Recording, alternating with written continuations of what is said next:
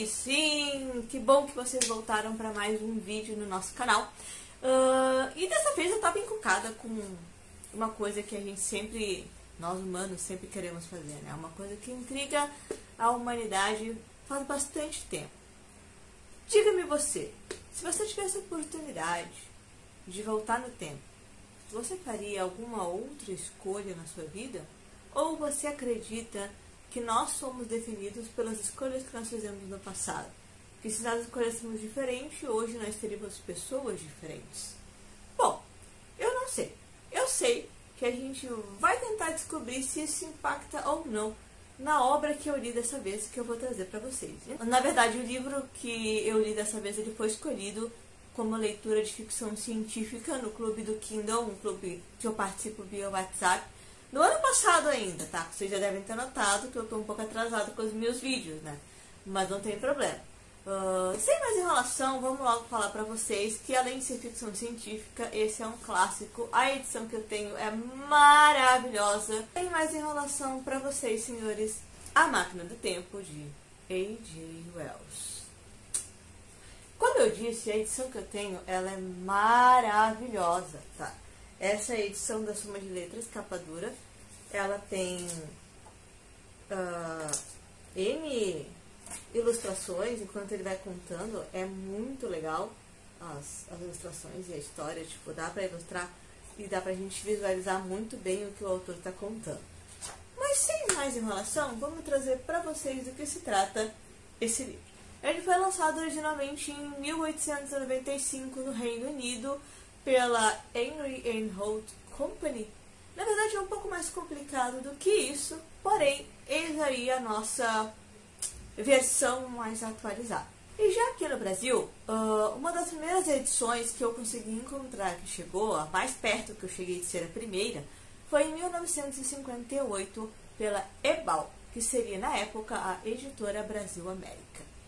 Mas, por fim, afinal, além do óbvio, do que se trata esse livro? Como se desenvolve esse livro, né? Basicamente assim, a gente tem um cientista vitoriano inglês e ele é um físico, filósofo, é um cientista da época, né? Esse protagonista que nessa história o tempo todo é chamado de O Viajante no Tempo. Antes de mais nada, na verdade, a nossa visão da história é de um dos amigos do Viajante do Tempo que conta a história que ele contou. Ele demonstra para os amigos dele que se a gente pensar fora da caixa, a gente consegue identificar e desvendar o mistério da viagem no tempo. Ele acaba, na verdade, mostrando até um protótipo da tal máquina do tempo. Obviamente, ele fundamenta fisicamente todas as ideias. E uma semana depois estão todos esses amigos reunidos novamente na casa desse cientista, desse ilustríssimo colega. E ele, por algum motivo, não apareceu para o jantar. E eles começam a ficar preocupados, mas eles continuam aguardando por cerca de meia hora, 40 minutos. E é quando o nosso viajante do tempo aparece. E é aí que ele começa a relatar a sua experiência da viagem no tempo, na máquina que ele inventou para viajar no tempo. Esse cientista conta que o plano original dele era ir de um lado e 5 minutos depois voltar. E no final das contas ele acaba se empolgando e ele acaba indo para o futuro, a bilhões e bilhões de anos no futuro. E ele encontra uma Terra um tanto quanto diferente. É obviamente o mesmo espaço que ele já conhece, mas tudo muito diferente. Ele acaba se deparando com o que nós vamos chamar de uma nova raça, que são os Eloi, que ele subentende pelo seu conhecimento físico, psicológico e antropológico na época, que seria a evolução da raça humana. E ele não entende porque essa raça curiosa, que é pequena, é rechonchudinha, parecem crianças, porque eles têm medo do escuro, porque eles dormem todos juntos, porque eles têm uma dieta totalmente diferenciada, basicamente a base de frutas, verduras, nada carnívoro. E é aí que ele vai percebendo que parece que, na verdade, a raça humana também evoluiu para uma outra raça mais dark, mais subterrânea, e essa sim muito mais cruel, que seriam os Morlocks. E nesse mundo novo, eventualmente ele faz amizades, ele tem uma Eloy especial que ele ajuda, que ele salva na realidade. Porém, tem uma hora que ele quer voltar e ele descobre que roubaram a máquina do tempo. E aí é que ele entra numa perseguição com os Morlocks e aí ele vai contando toda a atividade que ele teve, todos os problemas que ele teve para conseguir a máquina de volta. Particularmente, uma das coisas que salvou ele foi exatamente o fogo, porque ele sempre andava com uma espécie de caixinha de fósforo para a época dentro do bolso e foi basicamente isso que salvou a vida dele.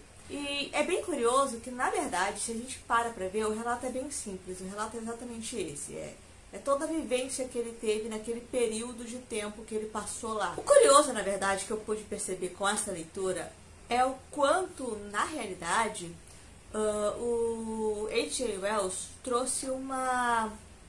Como que eu vou dizer? Uma análise curiosa sobre a evolução do ser humano. Tem gente que entende que ele estava fazendo uma crítica ao sistema que funcionava na época, o sistema capitalista, que os Eloís seriam a evolução humana de quem tem dinheiro, dos ricos, de quem tem luxo, e que no final das contas são tão ingênuos e abobados que precisam que os outros os sustentem. Outros que seriam a classe operária, que tem que fazer de tudo para sobreviver, que no caso seriam o lado cruel da humanidade, os Morlocks. Quando a gente começa a pensar na mensagem que o Wells possa ter pensado em trazer, até porque é toda uma questão de identificação, o Wells não é vivo para a gente perguntar, ei, era isso mesmo que tu queria passar com aquele livro?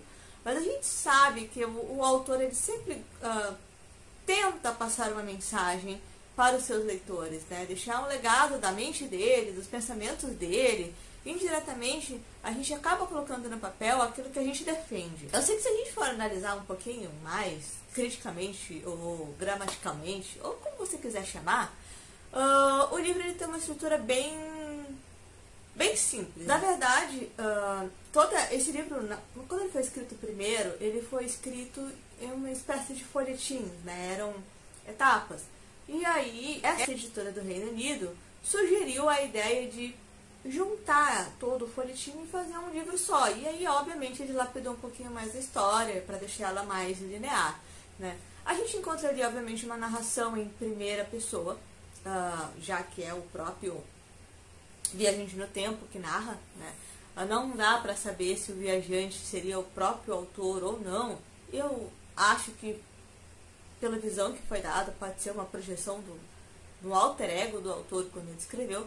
A gente pode identificar também tipo, um padrão de enredo nesse livro, apesar de na época não existir essa identificação de padrão de enredo, mas hoje a gente já consegue ver esses pedaços de padrão de cara com um problema, né? Visivelmente o viajante tem um problema, que a máquina foi roubada, daí ele precisa resolver esse problema. Geralmente envolveu um sacrifício, na verdade. E já quando a gente vai olhar um pouco para a estrutura do livro, ela é totalmente linear, tá? Não é dividida, que nem eu costumo encontrar hoje em dia, em divisões, capítulos. Não, é uma narração pura e simples para um grupo de amigos. É até legal a gente pensar, quem seriam esses outros amigos que estariam ouvindo aquela conversa? É uma obra que impactou tanto a humanidade durante o tempo, que a gente já conseguiu identificar, por exemplo, que já houve 4 adaptações, né? Já houve minisséries, já houve filmes, sendo que, inclusive, a última versão dela é bem bonitinha até, que é a Mulher do Viajante do Tempo. E essa versão, para vocês terem uma ideia, não vou dizer que é a mais próxima, mas foi a que mais teve dedo dos Wells envolvidos, sim. Por quê? Porque, salvo engano, é o neto dele, o neto do H.G. Wells, esteve diretamente envolvido na produção do filme. Então, acredito eu que ele estava prestando uma homenagem pro avô, entendeu? Eu acho que essa visão da história dele, eu acho que ele vai gostar. E eu, pessoalmente, gostei dessa versão, apesar de não ter visto nenhuma das outras 3 versões. Acredito eu que fez uma belíssima homenagem. E além de filme, claro, a gente teve umas 5 versões para audiobook. E o mais curioso, assim, que eu encontrei lendo sobre a Máquina do Tempo, é que, como o personagem principal, o Viajante do Tempo, não tem um nome, não é dado um nome para ele, abriu-se uma licença poética para dar um nome que o diretor achava legal, que o pessoal que estava fazendo o roteiro do audiobook achava legal.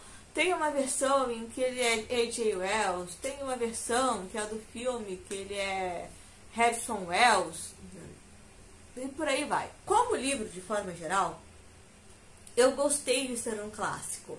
Mas a gente tem que lembrar que, não vou dizer que as palavras eram mais pobres, mas parecia mais rebuscado.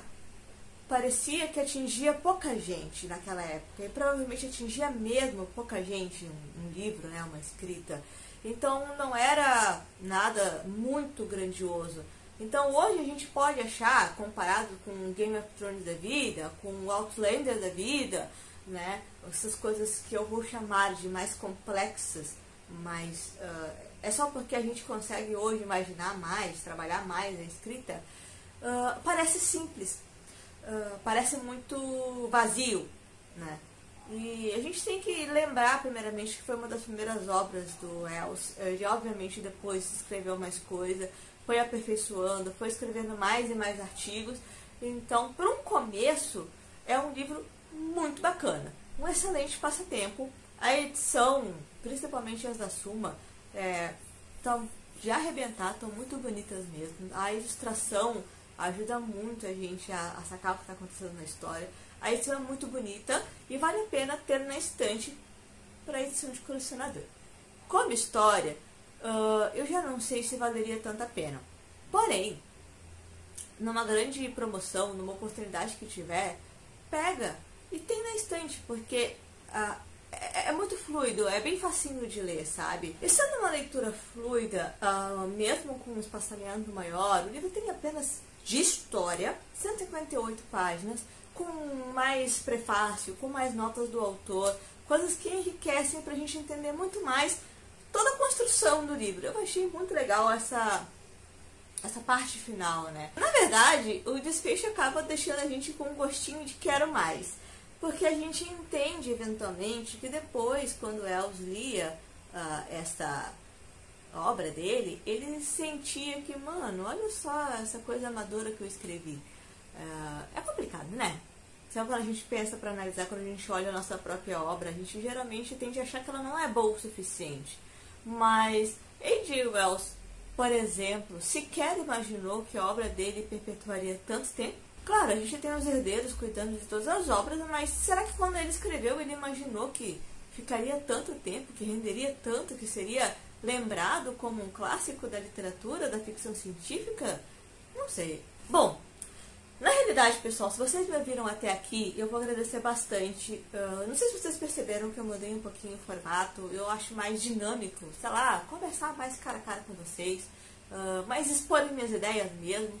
Então, eu sinceramente espero que vocês estejam gostando. Pode seguir na rede social, pode seguir no Twitter, pode seguir no Instagram. De vez em quando a gente posta algumas coisas lá, tem também o Facebook. Mas, acima de tudo, não perca a oportunidade, pode se inscrever no canal, ativar o sininho também para não perder nenhum conteúdo.